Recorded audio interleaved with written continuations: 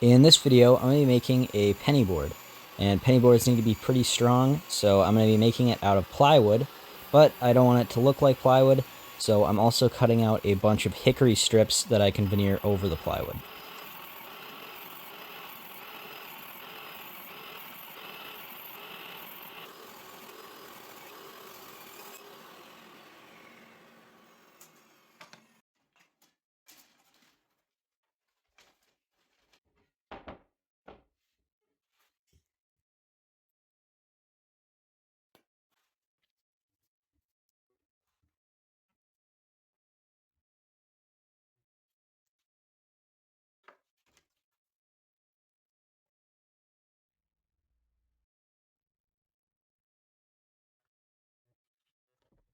And while that's drying, I am going to cut out a bunch of strips of aspen to about a 1/16 inch each, and I'm going to use those to make a bunch of inlays in the skateboard deck later.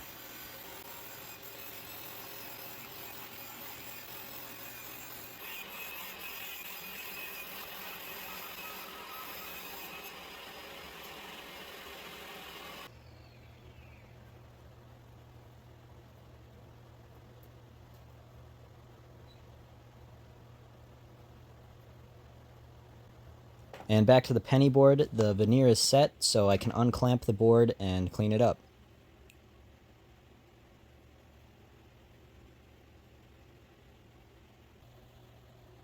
Now I'm going to inlay a Kumiko pattern that I saw online into the deck of this penny board, and I'm going to do it in kind of a weird way, since making Kumiko in the normal way is very difficult and time consuming, and I think this will be a lot faster.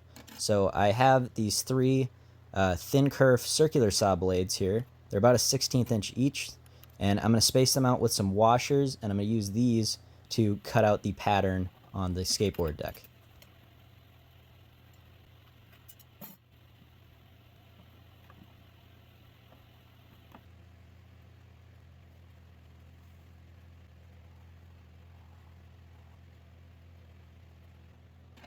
So I'm going to move my miter gauge over 30 degrees and make a very shallow cut in the deck.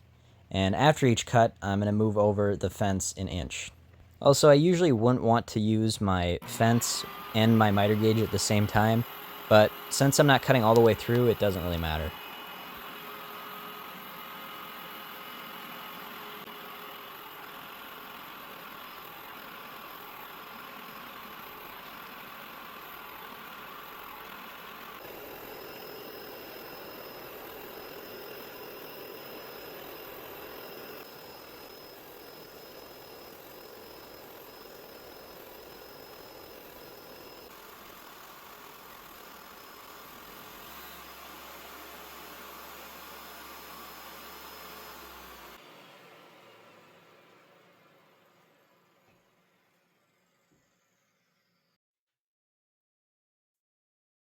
Next, I'm going to fill in all those little kerfs that I made with those aspen strips that I cut earlier. And originally what I wanted to do is leave these aspen strips just a little bit proud, and that way when the design was done, it would act almost as like grip tape for the skateboard.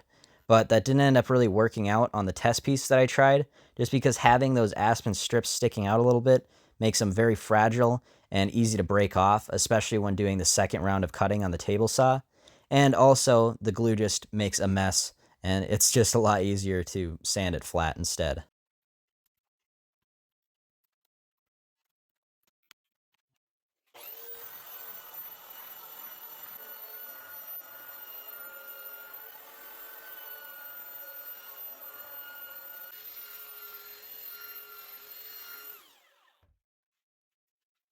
Now for the second round of cutting, same thing. I'm just going to move over the miter gauge to 30 degrees on the opposite side, but I'm still starting in the same place I did and moving it over an inch every time.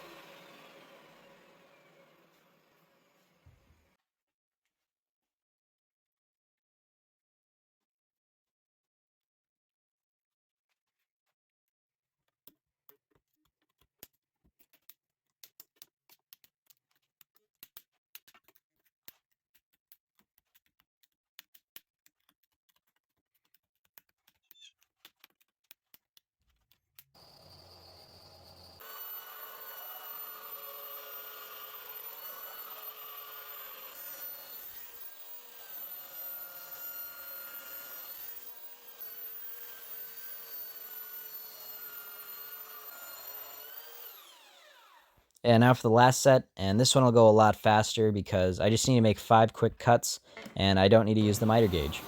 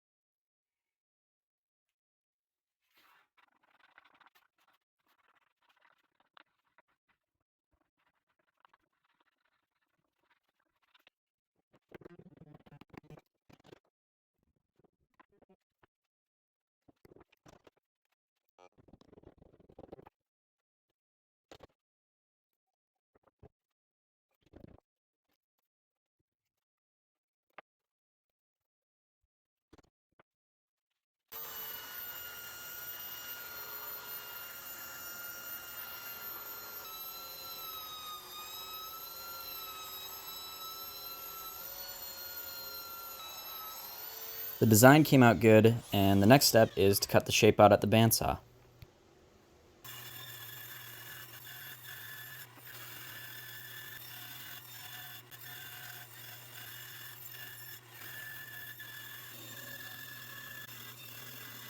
The plywood edges are still exposed, so to cover that up, I'm cutting a bunch of thin strips that I can then use to make a bent lamination around the whole board.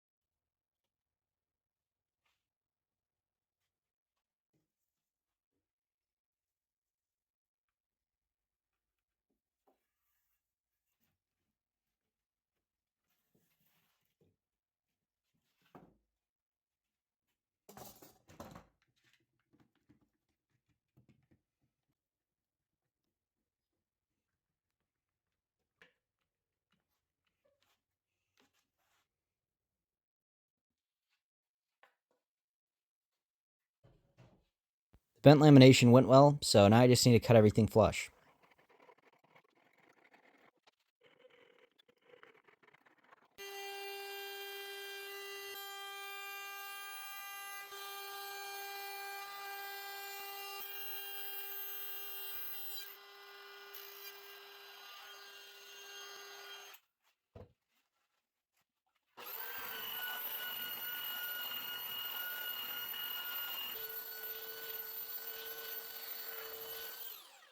Also, the tail of the board was too tight of a turn to bend around, so I'm just going to scribe a solid piece to fill that in.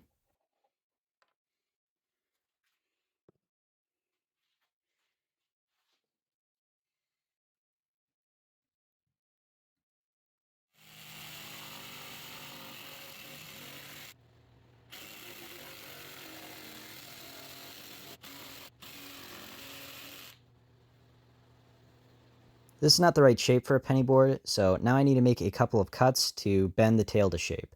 And I'm using that form that I used to do the bent lamination to keep the board square as I'm making these cuts.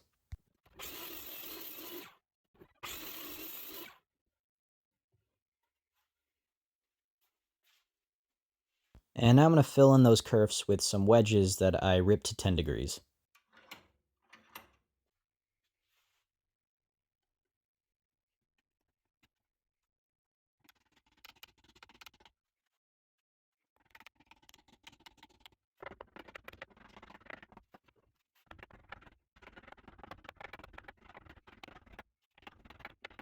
At this point, with just the wedges, if I tried to stand on the board, the tail would snap, so I'm going to add a bunch of splines to the tail to give it some more strength.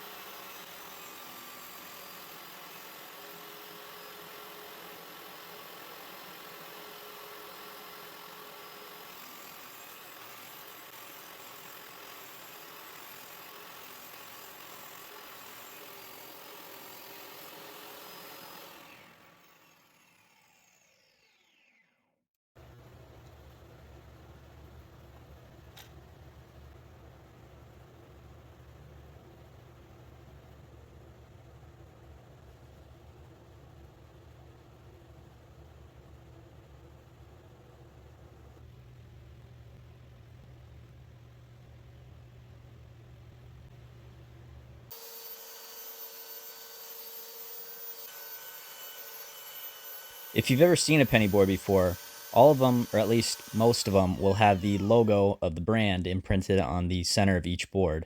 So that's what I'm going to do next.